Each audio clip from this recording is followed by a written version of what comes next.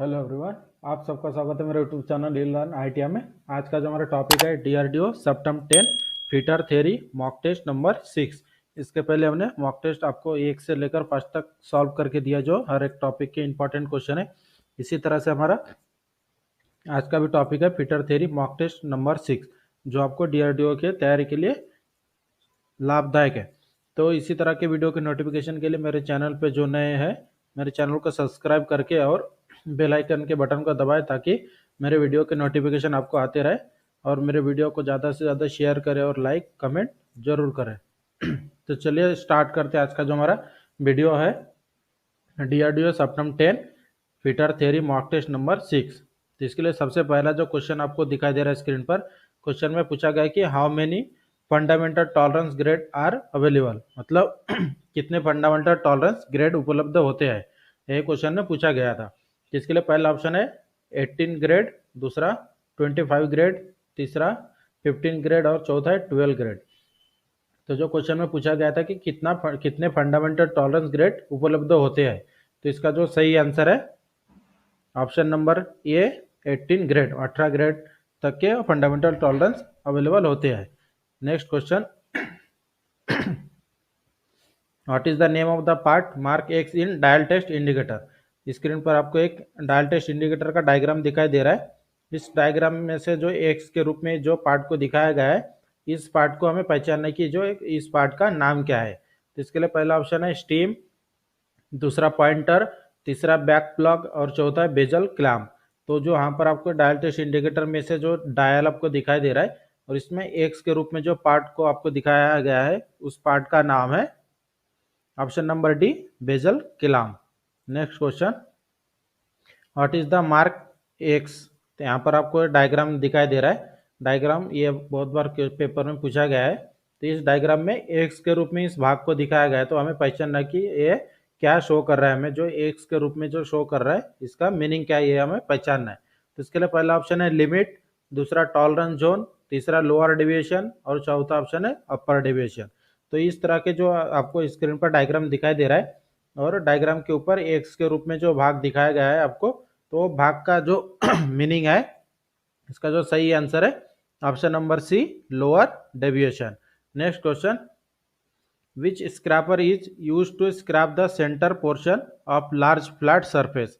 जो क्वेश्चन में पूछा गया कि बड़ी सपाट सतह के मध्य भाग को स्क्रैपिंग के लिए किस स्क्रैपर का उपयोग किया जाता है। जैसे क्वेश्चन में पूछा गया है कि बड़ा फ्लैट सरफेस है, उसके बीच वाले भाग को अगर हमें स्क्रैपिंग करना है, तो उस समय कौन से स्क्रैपर का उपयोग किया जाता है, यही क्वेश्चन में पूछा है। तो इसके लिए पहला ऑप्शन है फ्लैट स्क्रैपर, दूसरा हुक स्क्रैपर, तीसरा ट्रायंगल स्क्रैपर और चौथा है बुलनोज स्क्रैपर। तो जैसे क्वेश्चन में पूछा गया कि बड़ी फ्लैट सतह के मध्य भाग को स्क्रैपिंग करने के लिए कौन से स्क्रैपर का उपयोग करते हैं, तो इसका जो सही आंसर है option number B hook scraper.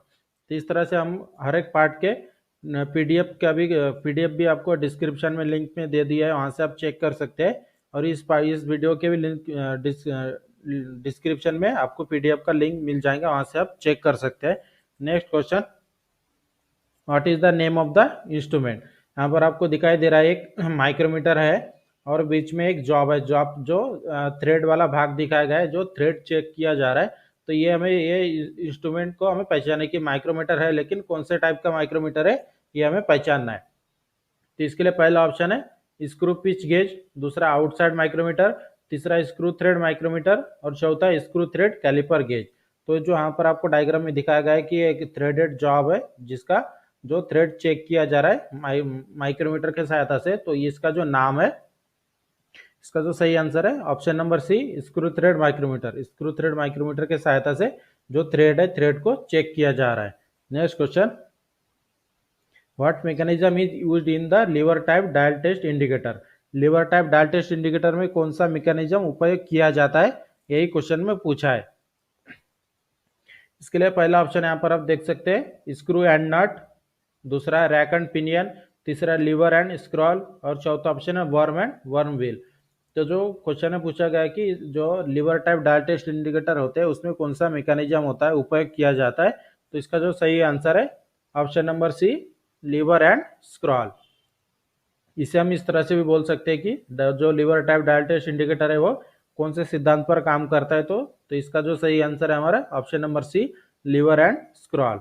Next question, which gauge use to check internal thread of component.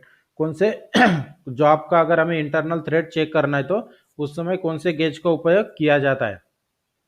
कोई भी जॉब का अगर इंटरनल थ्रेड हमें चेक करना है तो उस समय कौन से गेज का उपयोग किया जाता है, यही क्वेश्चन में पूछा है। जिसके लिए पहला ऑप्शन है थ्रेड रिंग गेज, दूसरा टेपर रिंग गेज, तीसरा थ्रेड प्लग गेज और चौथा ऑप्शन है कैलिपर गेज। तो जैसे क्वेश्चन में पूछा गया है कि इंटरनल थ्रेड चेक करने के लिए कौन से गेज का उपयोग किया जाता है, तो इसका जो सही आंसर है option number C, thread plug gauge. Plug gauge के सहायता से कोई भी जॉब का अंदर वाला भाग चेक किया जाता है। जैसे इंटरनल थ्रेड पूछा है तो इंटरनल थ्रेड चेक करने के लिए थ्रेड प्लग गेज, अगर सादा डायमीटर रहता है तो सादा नॉर्मल प्लग गेज का उपयोग किया जाता है। अगर टेपर वाला भाग रहे अंदर तो टेपर प्लग गेज का उपयोग करते हैं। तो जो क्वेश्चन में पूछा गया था कि इंटरनल थ्रेड चेक करने के लिए कौन सा गेज का उपयोग करते हैं, तो इसका जो सही आंसर है option number C, thread plug gauge. Next question, what is the number of fundamental deviation in the BIS system. BIS system में फंडामेंटल डेविएशन की संख्या कितनी होती है, मतलब टोटल कितने फंडामेंटल डेविएशन होते हैं बीआईएस सिस्टम में, यही पूछा गया है। तो इसके लिए पहला ऑप्शन है 25, दूसरा 20, तीसरा 15 और चौथा ऑप्शन है 26। तो जैसे क्वेश्चन में पूछा गया कि बीआईएस के अनुसार फंडामेंटल डेविएशन की संख्या कितनी है, तो इसका जो सही आंसर है ऑप्शन नंबर ए, 25। जो बीआईएस के अनुसार टोटल कितने होते हैं fundamental deviation, 25। Next question, what is the extreme permissible sizes with which the operator is expected to the component. मतलब जो क्वेश्चन में पूछा गया है कि चरम अनुमेय आकार क्या है जिसके भीतर ऑपरेटर से एक घटक बनाने की उम्मीद की जाती है। मतलब कोई भी अगर ऑपरेटर को हम कोई भी जॉब बनाने के लिए देते हैं तो उससे कौन सी चीज इंपॉर्टेंट रहता है कि जिसके अनुसार वो जॉब को बना सकता है ऑपरेटर। तो इसके लिए पहला ऑप्शन है बेसिक साइज, दूसरा एक्चुअल साइज, तीसरा नॉमिनल साइज और चौथा है लिमिट ऑफ साइज। तो जो क्वेश्चन में पूछा गया था, जो इसका जो सही आंसर है option number D, limit of size. कोई भी अगर ऑपरेटर जैसे किसी भी जॉब को अगर बनाना है तो अगर हमें लिमिट नहीं दिया जाता है तो जॉब हमारा प्रॉपर नहीं बनता है। तो इसलिए कोई भी जॉब के ऊपर जो डायमेंशन होता है तो डायमेंशन का एक लिमिट दिया जाता है जिसके साथ टॉलरेंस भी दिया जाता है, तो उसे बोला जाता है option number D, limit of size. Next question, what is the size of the component by actual measurement after it is manufacture. उत्पादन के बाद भाग के जो वास्तविक माप को क्या कहा जाता है। जैसे कोई भी जॉब अगर हम तैयार कर रहे हैं तो तैयार बनने के बाद जो साइज में तैयार होता है उसे कौन सा माप बोला जाता है, यही क्वेश्चन में पूछा है। तो इसके लिए पहला ऑप्शन है लिमिट ऑफ साइज, दूसरा एक्चुअल साइज, तीसरा मैक्सिमम साइज और चौथा है मिनिमम साइज। तो जैसे क्वेश्चन में पूछा गया है कि कोई भी उत्पादन बनने के बाद जो माप में तैयार होता है उसे क्या बोला जाता है, तो इसका जो सही आंसर है option number B, actual size. क्योंकि जो साइज दिया जाता है, साइज दिए बनाते समय जो साइज देते हैं और बनने के बाद जो साइज बनता है वो हमारा होता है actual size, option number B. Next question, dimension is state as 25 plus minus 0.02 mm in a drawing, what is the tolerance. तो जैसे क्वेश्चन में पूछा गया है कि एक साइज दिया गया है 25 प्लस माइनस 0.02, तो इसका जो टोटल टॉलरेंस है, टोटल टॉलरेंस पूछा गया है कि इसका टॉलरेंस कितना है। तो जो इसके लिए जो ऑप्शन है आपको दिया गया है, तो पहला ऑप्शन है प्लस 0.02 mm, दूसरा माइनस 0.02 mm, तीसरा ऑप्शन है 0.04 mm और चौथा ऑप्शन है 25 mm। तो यहाँ पे आपको पहचानना कैसे, जैसे देख सकते हैं कि यहाँ पर जो साइज दिया गया है 25 mm, 25 mm के बाद प्लस माइनस 0.02 दिया है, मतलब प्लस में भी 0.02 है और माइनस में भी 0.02 है। तो हमें टोटल टॉलरेंस इसका ज्ञात करना है कि टोटल टॉलरेंस इसका कितना हो जाता है। इसका जो टोटल टॉलरेंस होता है, इसका जो सही आंसर है ऑप्शन नंबर सी, 0.04। तो 0.04 किस तरह से आया, तो यहाँ पर आपको कैलकुलेशन करना है। प्लस में 0.02 दिया है और माइनस में 0.02, मतलब प्लस का 0.02 और माइनस का 0.02 अगर हम टोटल करते हैं तो उसका टोटल आंसर आता है 0.04 mm। मतलब मान लीजिए कि कोई जॉब का साइज हमें 25 mm दिया और प्लस माइनस में 0.02 दिया है, तो अगर माइनस में 0.02 रहा तो भी हमारा जॉब एक्यूरेट रहेगा और प्लस में 0.02 रहा तो भी हमारा जॉब एक्यूरेट रहेगा। तो इसका जो टॉलरेंस टोटल दिया है कितना, 0.04 mm। Next question, how to identify high spot while scraping. Scraping करने के बाद हाई स्पॉट जो होते हैं उसे किस तरह से पहचाना जाता है, पहचानने के लिए क्या करते हैं हम, यही क्वेश्चन में पूछा गया है। तो इसके लिए पहला ऑप्शन है प्रिसिशियन ब्लू, प्रिसिशियन ब्लू के सहायता से जॉब के ऊपर लगाकर, या फिर व्हाइट चॉक, तीसरा ऑप्शन है कॉपर सल्फेट, और चौथा ऑप्शन है सेल्सियस लिक्वियर। तो इसका जो सही आंसर है कि जो स्क्रैपिंग करने के बाद जो हाई स्पॉट होते हैं उसे पहचानने के लिए क्या किया जाता है, तो किसके सहायता से हम चेक कर सकते हैं, तो इसका जो सही आंसर है option number C, copper sulphate.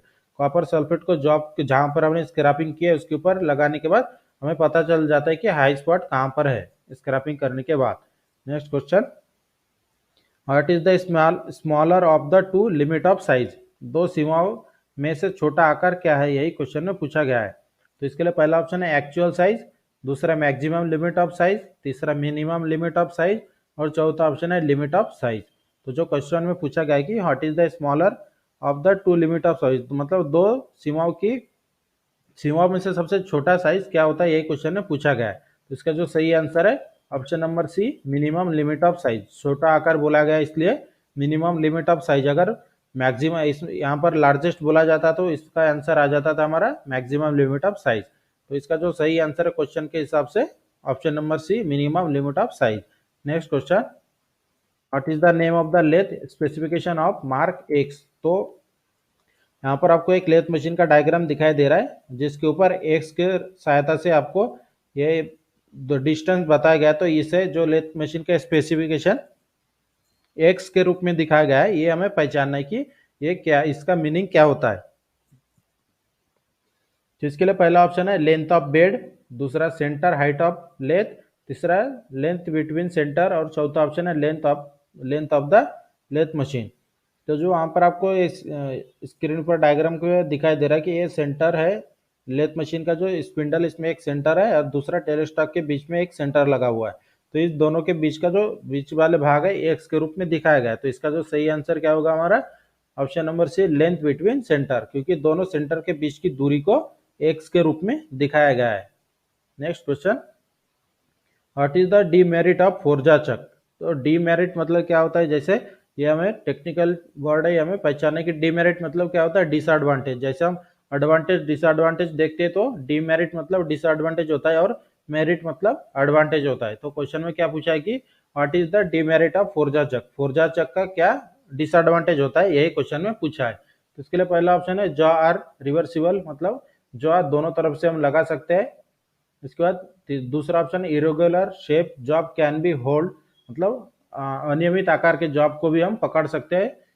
तीसरा ऑप्शन है heavy cut can be given, मतलब बड़े आकार का कट भी हम इसमें लगा सकते हैं। या फिर it has to manually align every time, मतलब जो क्वेश्चन है लास्ट ऑप्शन है कि इसमें हर जॉब को हर बार से ट्रू करने की जरूरत पड़ती है, मतलब अलाइन करने की जरूरत पड़ती है हर time.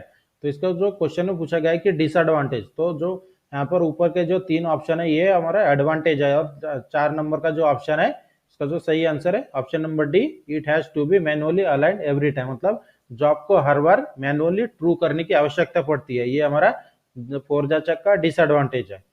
Next question, what is the name of the part mark X. तो यहाँ पर आपको दिखाई दे रहा है कि एक थ्री जॉ चक है, थ्री जॉ चक में एक्स के रूप में एक पार्ट को दिखाया गया है। यहाँ पर आप देख सकते हैं स्क्रीन पर डायग्राम में दिखाया गया है, थ्री जॉ चक में इसके एक के रूप में एक पार्ट को दिखाया गया। तो इस पार्ट का नाम क्या है, यही हमें पहचानना है। तो इसके लिए पहला ऑप्शन है बॉडी, दूसरा बैक प्लेट, तीसरा एक्सटर्नल जॉ, और चौथा है क्राउन व्हील। तो जो स्क्रीन पर जो आपको थ्री जॉ चक का डायग्राम दिखाई दे रहा है, इसमें एक्स के रूप में जिस भाग को दिखाया गया है उस भाग का नाम है option number D, crown wheel. Next question, what is the merit of three jaw chuck in lathe machine. जैसे इसके पहले डीमेरिट पूछा था, जैसे मैंने बताया था कि डीमेरिट मतलब क्या होता है, डिसएडवांटेज, और यहाँ पर क्या पूछा है कि मेरिट, मेरिट मतलब एडवांटेज। तो क्या पूछा है कि what is the advantage of three jaw chuck in lathe machine, क्या एडवांटेज है थ्री जॉ चक का लेथ मशीन में, अगर लेथ मशीन में थ्री जॉ चक हम यूज करें तो उसका क्या एडवांटेज होता है, यही क्वेश्चन में पूछा है। तो इसके लिए पहला ऑप्शन है work can be set with easy, मतलब जॉब को सेट करने में बहुत इजी रहता है। या फिर दूसरा option run out can be corrected, जो रन आउट होता है वो भी कैन, जैसे क्वेश्चन ऑप्शन नंबर सेकंड क्या है, run out can not be corrected, मतलब जॉब प्रॉपर ट्रूनेस में घूमता नहीं है। तीसरा ऑप्शन है only round and hexagonal component can be held, मतलब जॉब को हम कोई भी राउंड जॉब या फिर हेक्सागोनल जॉब को ही हम सिर्फ त्रिज्याचक में पकड़ सकते हैं। या फिर जो चौथा ऑप्शन है only round and hexagonal component can be held, मतलब तीसरा और चौथा ऑप्शन सेम दिया है। तो जो क्वेश्चन में पूछा गया है कि त्रिज्याचक का एडवांटेज पूछा है, तो त्रिज्याचक का एडवांटेज क्या हो जाएगा इसमें, जो ऑप्शन दिया इसमें से option number A, work can be set with easy, मतलब जॉब को ट्रू करने में बहुत इजी होता है। जैसे त्रिज्या चक में जॉब को लगाते हैं तो जॉब को ट्रू करने की जरूरत नहीं पड़ती है, क्योंकि वो सेल्फ सेंटरिंग चक होता है, जॉब हमारा ऑटोमेटिक ट्रू हो जाता है। Next question, what is the name of the part mark X in lathe carriage, तो यहाँ पर आपको दिखाई दे रहा है एक लेथ कैरेज का डायग्राम दिखाया गया है, और कैरेज के ऊपर वाले जो एक्स के रूप में भाग को, इस पार्ट को दिखाया गया है, तो इस पार्ट को हमें पहचानना है कि ये हमारा कौन सा पार्ट है, इसे कौन से नाम से जाना जाता है। तो इसके लिए पहला ऑप्शन है टूल पोस्ट, दूसरा टॉप स्लाइड, तीसरा क्रॉस स्लाइड, और चौथा ऑप्शन है सैडल। तो जो स्क्रीन पर आपको डायग्राम दिखाई दे रहा है लेथ मशीन के कैरेज का, कैरेज में से जो एक्स के रूप में आपको दिखाया गया है, तो इस भाग का नाम है, इसका जो सही आंसर है option number B, top slide. Top slide इसे या फिर इसे कंपाउंड स्लाइड भी बोला जाता है। ऑप्शन में टॉप स्लाइड बोला है तो इसका जो सही आंसर है टॉप स्लाइड है, इसका दूसरा नाम कंपाउंड स्लाइड है। और इसके ऊपर लगा रहता है टूल पोस्ट, इसके नीचे वाला जो गोल वाला भाग आपको दिखाई दे रहा है ये हमारा सुवेल बेस, उसके बाद एक क्रॉस स्लाइड, और ये हमारा कैरेज, और ये वाला भाग है apron. Next question, what will be the effect if the carriage is not lock while facing, क्या इफेक्ट पड़ेगा अगर फेसिंग करते समय अगर हमने कैरेज को लॉक नहीं किया तो। क्वेश्चन में क्या पूछा है कि फेसिंग ऑपरेशन करते समय अगर कैरेज को हमने लॉक नहीं किया तो जॉब के ऊपर क्या इफेक्ट होता है, यही क्वेश्चन में पूछा है। तो इसके लिए पहला ऑप्शन है करेक्ट फेस, मतलब फेस हमारा बराबर से फेसिंग होगा। दूसरा कॉन्वेक्स फेस, मतलब कॉन्वेक्स फेस तैयार हो जाएगा। तीसरा कॉन्केव फेस, मतलब कॉन्केव फेस तैयार होगा। ये जो कॉन्केव और कॉन्वेक्स है इसे अंतर्गोल और बहिर्गोल बोला जाता है, जैसे हिंदी में उत्तल और अवतल बोलते हैं। और चौथा ऑप्शन है peep left at centre, peep left at centre, मतलब इसका मीनिंग होता है जैसे अगर फेसिंग करने के बाद सेंटर में कोई मटेरियल बच जाता है तो उसे टेक्निकल में क्या बोलते हैं, पीप लेफ्ट एट सेंटर। तो जो क्वेश्चन में पूछा गया है कि फेसिंग करते समय अगर हमने कैरेज को लॉक नहीं किया तो क्या इफेक्ट होगा, तो इसका जो सही आंसर है option number B, convex face.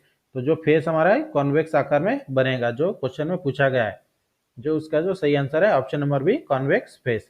Next question, what is the name of the operation carried out in the turning to remove burr and sharpness from the edge of component, मतलब जो वो कौन सा ऑपरेशन है जो turning करने के बाद जो सामने वाले भाग में बर्स और शार्पनेस रहता है उसे बराबर किया जाता है, तो उस ऑपरेशन का नाम क्या है, यही क्वेश्चन में पूछा गया है। तो इसके लिए पहला ऑप्शन है ग्रूविंग, दूसरा चैम्फरिंग, तीसरा स्टेप टर्निंग, और चौथा ऑप्शन है पार्टिंग। तो इसका जो सही आंसर है कि जैसे क्वेश्चन में पूछा गया था, जॉब हम बनाने के बाद सामने वाले बर्स और शार्पनेस को मिटाने के लिए कौन सा ऑपरेशन का हम प्रयोग करते हैं, तो इसका जो सही आंसर है option number B, चैम्परिंग।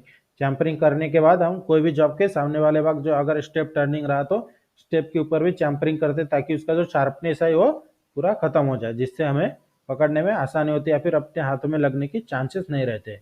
Next question, which is the vertical distance from crest to the root, मतलब क्वेश्चन में पूछा गया है कि क्रेस्ट से रूट तक की वर्टिकल दूरी को क्या कहा जाता है। जैसे स्क्रू थ्रेड का अगर मान लीजिए कोई डायग्राम है, उसमें क्रेस्ट और रूट तक की डिस्टेंस को क्या कहा जाता है, यही क्वेश्चन में पूछा गया है।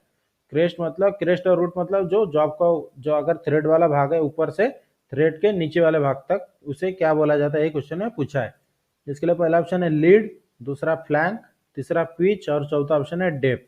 तो इसका जो सही आंसर है कि क्रेस्ट से रूट तक की वर्टिकल दूरी को ऑप्शन नंबर डी, डेप्थ कहा जाता है, मतलब डेप्थ जो हमारे कटिंग टूल से हम डेप्थ देते हैं उसे बोला जाता है, क्रेस्ट से रूट तक की दूरी को डेप्थ बोला जाता है। Next question, find out the spindle speed for turning diameter 40 mm cast iron rod if the cutting speed is 15 metre per minute. तो इस क्वेश्चन में पूछा गया है कि स्पिंडल स्पीड मतलब हमें आरपीएम कैलकुलेट करना है, जिसके लिए 40 डायमीटर का एक कास्ट आयरन का रॉड है, मतलब जो आपका डायमीटर है 40 mm, और उसके लिए कटिंग स्पीड दिया 15 मीटर पर मिनट। तो इस वाले क्वेश्चन को सॉल्व करने के लिए जो फॉर्मूला अप्लाई करना पड़ता है, जो आरपीएम का फॉर्मूला होता है, जैसे आरपीएम का फॉर्मूला मतलब RPM is equal to cutting speed multiply by 1000 divided by pi into D. ये फार्मूला आपको यूज करके स्पिंडल स्पीड निकालना होता है। तो इसके लिए मेरे चैनल पर अलग से एक वीडियो है, उसमें से आप चेक कर सकते हैं कि स्पिंडल स्पीड किस तरह से चेक निकाला जाता है, या फिर जैसे मैंने फार्मूला बताया उस फार्मूला से भी आप कैलकुलेट करके निकाल सकते हैं। तो इसके लिए जो पहला ऑप्शन है 119.3 आरपीएम, दूसरा 100.3 आरपीएम, तीसरा ऑप्शन 219.3 आरपीएम और चौथा ऑप्शन है 224 आरपीएम। तो इसका जो सही आंसर है ऑप्शन नंबर ये 119.3 आरपीएम। तो ये जो फॉर्मूला फिर से मैं आपको एक बार बता देता हूँ, RPM is equal to cutting speed multiply by 1000 divided by pi into D. ये फॉर्मूला से आपको इसे निकालना पड़ता है सॉल्व करने के लिए।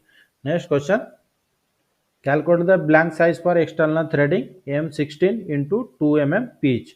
तो हमें क्या करना है, ब्लैंक साइज, जैसे ब्लैंक साइज बोला गया है तो ब्लैंक साइज सबसे पहले आपको पता होना चाहिए कि ब्लैंक साइज मतलब क्या होता है। ब्लैंक साइज मतलब होता है हमारा डाई, जैसे हम टैपिंग करते हैं और डाइंग करते हैं तो डाइंग को क्या बोला जाता है, ब्लैंक साइज। तो जैसे हमें जो साइज दिया गया है कि M16 का अगर हमें डाइंग करना है जिसका पिच है 2 mm, तो इसके लिए हमें जो आपका साइज कितना बनाना पड़ता है, यही क्वेश्चन में पूछा गया है।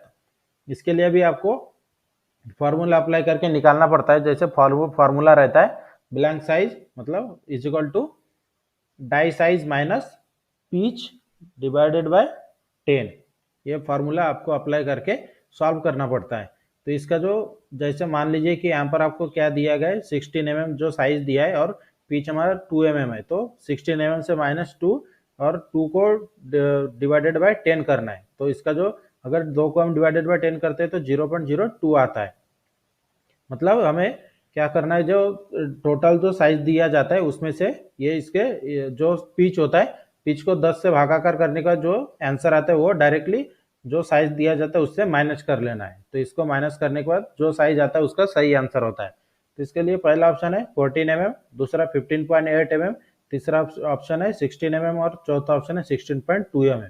तो इसका जो सही आंसर है ऑप्शन नंबर भी 15.8 mm। तो जैसे मैंने बोला था कि पिच को डिवाइडेड बाय 10 करना है, जो आंसर आता है वही है, उससे जो एम के साइड में जो वैल्यू रहती है उससे माइनस कर लेना है। तो इसी तरह से ब्लैंक साइज निकाला जाता है। ब्लैंक साइज मतलब डाइंग साइज होता है। Next question, which types of thread is used in screw jack. Screw jack में कौन से टाइप के थ्रेड का उपयोग किया जाता है। इसके लिए पहला ऑप्शन है वी थ्रेड, दूसरा एक्मे थ्रेड, तीसरा स्क्वायर थ्रेड और चौथा ऑप्शन है नकल थ्रेड। तो जैसे वो जो हमारा स्क्रू जैक होता है, कोई भी भारीदार वस्तु को उठाने के लिए जैक का उपयोग करते हैं, तो उसमें कौन से टाइप का थ्रेड होता है, यही क्वेश्चन में पूछा है। तो इसका जो सही आंसर है option number C, square thread. Next question, what is the name of the operation. तो यहाँ पर आपको स्क्रीन पर एक डायग्राम दिखाई दे रहा है, यहाँ पर आप देख सकते हैं ये जॉब है हमारा, ये कटिंग टूल है जिसके सहायता से यहाँ पर ये ऑपरेशन किया जा रहा है। तो ये इस ऑपरेशन का नाम क्या है, यही क्वेश्चन में पूछा है। तो इसके लिए पहला ऑप्शन है स्क्वायर शोल्डर, दूसरा फिलेटेड शोल्डर, तीसरा विवेल्ड शोल्डर और चौथा ऑप्शन है रेडियस शोल्डर। तो जो यहाँ पर आपको स्क्रीन पर डायग्राम दिखाई दे रहा है, तो जो ऑपरेशन यहाँ पर दिखाया गया है उस ऑपरेशन का नाम है option number A, square shoulder. Next question, what type of cutting tool used in mass production. Mass production में कौन से टाइप के कटिंग टूल का उपयोग किया जाता है, जिससे मास प्रोडक्शन मतलब एक प्रकार के बहुत सारे जॉब को तैयार किया जाता है, जैसे कंपनी में तैयार करते, तो उस समय कौन से टाइप का टूल का प्रयोग किया जाता है, यही क्वेश्चन में पूछा है। इसके लिए पहला ऑप्शन है सॉलिड टूल, दूसरा ब्रेज टूल, तीसरा थ्रो अवे टाइप टूल और चौथा ऑप्शन है हाई स्पीड स्टील टूल। तो मास प्रोडक्शन करने के लिए जो कटिंग टूल का उपयोग किया जाता है, इसका जो सही आंसर है option number C, throw away type tool. Next question, what is the maximum swing angle of the component rest in the lathe machine. Compound rest का जो लेथ मशीन में जो कंपाउंड रेस्ट होते हैं उसे हम कितने डिग्री तक स्वेल कर सकते हैं, यही क्वेश्चन में पूछा गया है। मैक्सिमम स्वेल मतलब ज्यादा से ज्यादा कितने डिग्री में हम सेट कर सकते हैं, यही पूछा गया है कंपाउंड रेस्ट को। तो इसके लिए पहला ऑप्शन है 90 डिग्री, दूसरा 180 डिग्री, तीसरा 220 डिग्री और चौथा ऑप्शन है 75 डिग्री। तो जो कंपाउंड रेस्ट होता है हमें हमारा लेथ मशीन में, उसे हम ज्यादा से ज्यादा कितने डिग्री तक सेट कर सकते हैं, इसका जो सही आंसर है option number A, 90 degree. Next question, what is the name of the part mark x 3 jaw chuck। त्रिज्या चक का एक आपको डायग्राम दिखाई दे रहा है। इसमें एक्स के रूप में जो भाग को दिखाया गया है, इस भाग को क्या बोला जाता है, यही हमें पहचानना है। तो यहाँ पर आप देख सकते हैं एक्स के रूप में इस भाग को दिखाया गया है। तो और इसके लिए ऑप्शन जो दिया है, ऑप्शन पहला बॉडी, दूसरा बैक प्लेट, तीसरा इंटरनल जा और चौथा ऑप्शन है पिनियन।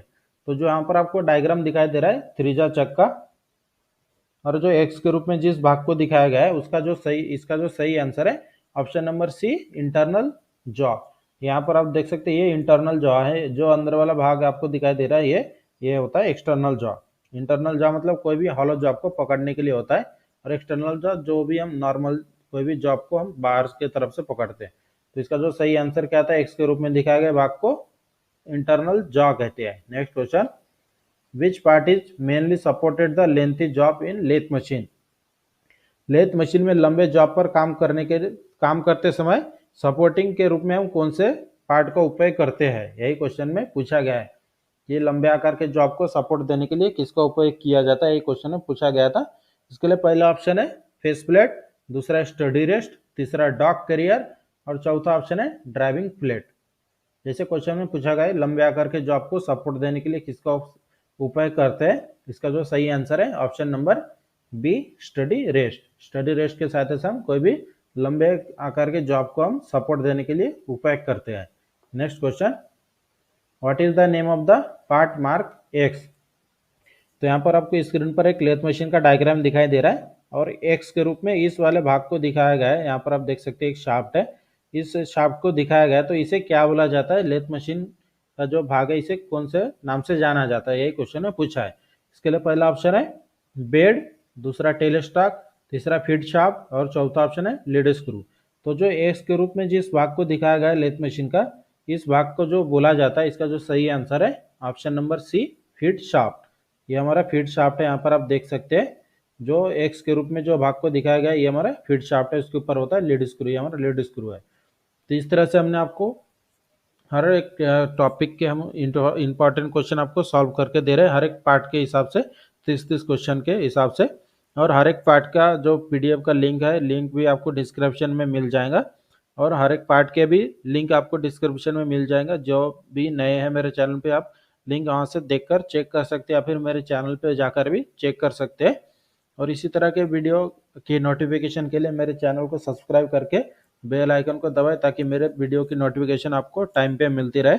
और मेरी वीडियो अच्छी लगी तो हमारे चैनल को सब्सक्राइब करें और शेयर और लाइक